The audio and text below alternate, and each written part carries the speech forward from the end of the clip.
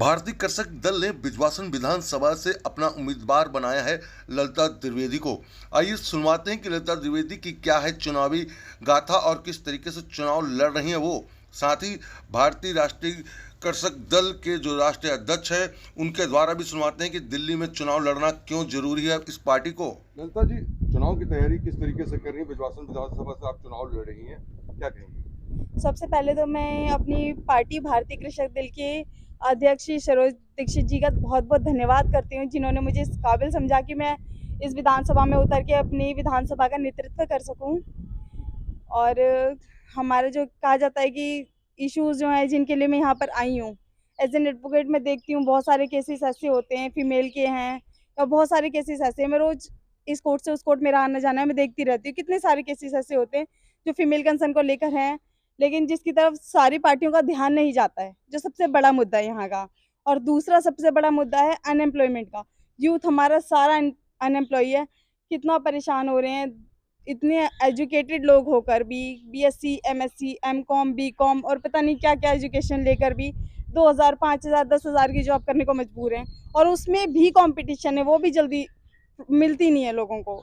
तो अगर मैं आती हूँ, मुझे सहयोग मिलता है पूरे विधानसभा से और मैं उनका नेतृत्व करने के लिए, वो मुझे काबिल समझती है, मेरी विधानसभा की जनता, और मुझे इस काबिल समझती है कि मैं आके उनका नेतृत्व करूं, तो मैं इन 2 मुद्दों पे काम करूंगी। बिजवासन विधानसभा की क्या क्या खास मुद्दे हैं जो जिनको लेकर आप जाएंगे, क्योंकि पौष इलाके के साथ साथ गांव देहात का इलाका भी है? हाँ जी। किस तरीके से वोटरों को अपने साथ जोड़ पाएंगी, क्योंकि बड़ी बड़ी पार्टियां भी आपके सामने हैं? हाँ जी, तो मैं राजनीति करने नहीं उतरी हूँ सर, बड़ी बड़ी पार्टियां तो राजनीति करने उतरी हैं, है ना। मैं तो समाज सेवा करने उतरी हूँ।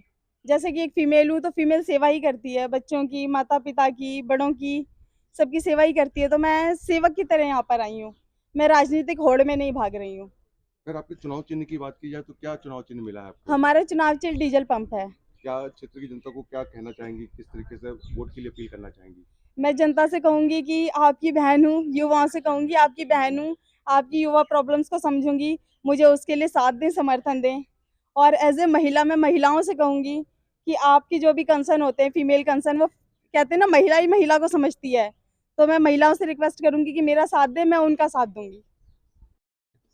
आपकी पार्टी चुनाव लड़ रही है, दिल्ली में कितनी सीटों पर उम्मीदवारों को उतारा है और क्या मुद्दे हैं उनको लेकर आप लोग चुनाव लड़ रहे हैं दिल्ली विधानसभा? देखिए, भारतीय कृषक दल ने दिल्ली विधानसभा का चुनाव लड़ने के लिए हम लोग एक बैठक के सिलसिले में दिल्ली आए और दिल्ली में जो हमने यमुना के पुल से जब निकले तो यमुना की जो स्थिति देखी, बदबूदार यमुना, और उसके बाद दिल्ली के लोगों से जब बात की तो बड़ा मन द्रवित हुआ कि दिल्ली के लोगों को कैसा पानी पीने को मिल रहा है।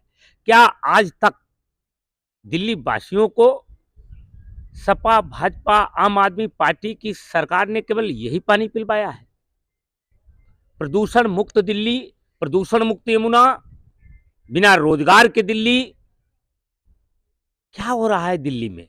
ये देख करके भारतीय कृषक दल ने दिल्ली विधानसभा चुनाव में लड़ने का संकल्प लिया और उसी संकल्प के साथ बिजवासन विधानसभा में जिस तरीके से दिल्ली में महिलाओं के साथ जो शोषण हुआ उससे पूरा देश हिल गया, देश के कानून बदल गए, तो मन में आया कि किसी युवा महिला को दिल्ली प्रत्याशी के रूप में उतारा जाए ताकि वो महिलाओं के शोषण की आवाज को उठा सके, नौजवान होने के नाते रोजगार की बात उठा सके और यमुना को प्रदूषण दूर करने के लिए, यमुना के प्रदूषण को दूर करने के लिए जल्दी ही कोई भारतीय कृषक दल के रूप में प्रश्न उत्पन्न आएगा और जो यमुना पर नर्तन करके यमुना को प्रदूषण मुक्त कराने का काम करेगा, क्योंकि यमुना के प्रदूषण की आग इस बार भाजपा और आम आदमी पार्टी की आग को समाप्त करेगी।